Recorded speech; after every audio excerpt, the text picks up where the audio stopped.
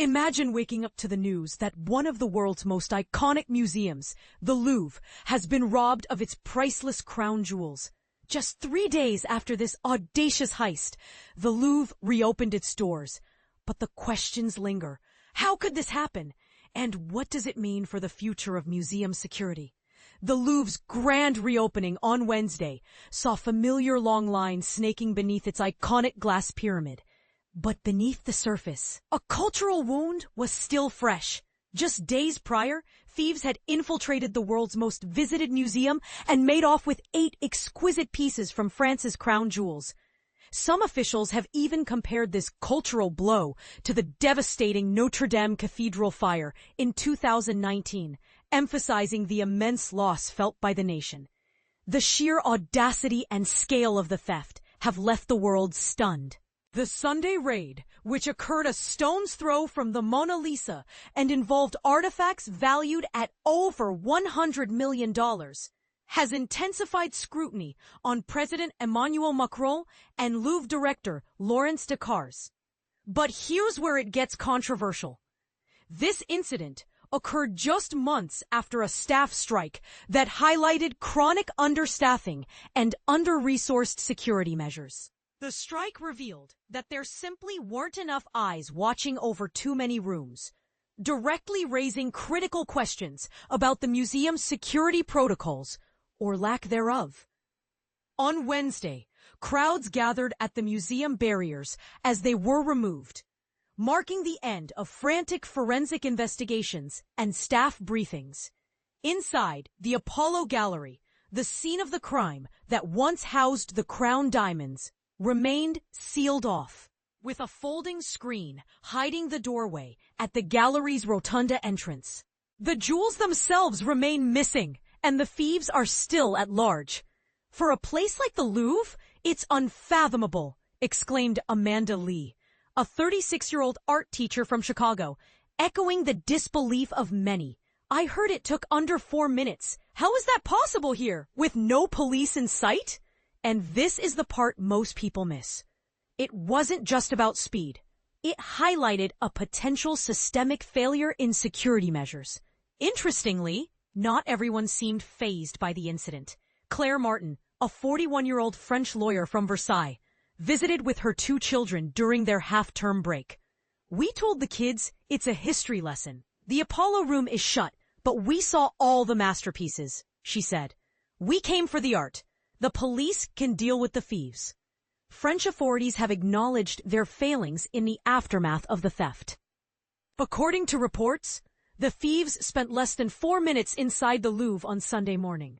They used a freight lift to reach the Seine-facing facade, forced open a window, and smashed 2 display cases. Their getaway involved motorbikes speeding through central Paris. Although alarms were triggered, drawing security agents to the gallery, the intruders managed to escape. Justice Minister Gérald Darmanin stated, "We have failed," adding that the ability to place a freight lift undetected on a public way projects a very negative image of France. The Louvre declined to answer questions from the Associated Press about any reinforced security protocols following the reopening. They confirmed that no uniformed police officers were stationed in the corridors. Despite school holidays increasing visitor numbers, the day was fully booked, and access was limited in certain areas. Tomás Álvarez, a 29-year-old one piece, the emerald-set imperial crown of Empress Eugénie, featuring over 1,300 diamonds, was later recovered outside the museum, damaged but potentially repairable.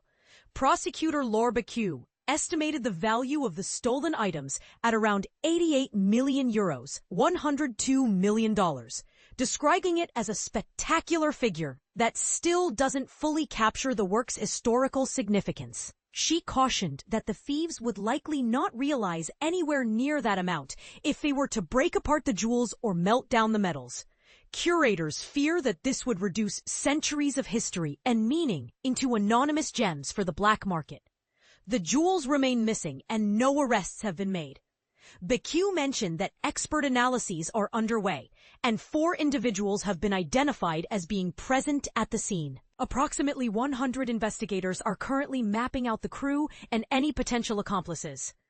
the heist has intensified scrutiny on the museum's security measures, leading to Louvre President Director Laurence Descartes appearing before the Senate's Culture Committee on Wednesday. Despite the pressure, top officials have chosen not to remove her from her position. All of this comes after President Emmanuel Macron's government announced new security measures for the Louvre in January, including a new command post and an expanded camera grid. The Culture Ministry claims that these upgrades are currently being implemented. But here's a question that demands answers. Is Sunday's breach connected to staffing shortages? And how uniformly are these upgrades being applied throughout the museum? It's a scandal of planning, not just one night, said Luca Romano, a 52-year-old civil engineer from Milan, who was visiting Paris with his wife. If you can plant a freight lift at a palace and no one stops you, that's a system failure. While the Louvre's headline attractions are well protected, the Mona Lisa sits behind bulletproof glass in a climate-controlled case. The break-in exposed vulnerabilities elsewhere in the museum's vast collection of 33,000 objects. For many French citizens, this contrast is a source of public embarrassment. There's also the sensitive issue of overcrowding and overworked staff. A staff walkout in June, triggered by overcrowding and chronic understaffing, caused delays in opening the museum. Unions argue that the sheer volume of tourists leaves too few staff members to adequately monitor the numerous rooms, creating potential vulnerabilities at construction zones, freight access points, and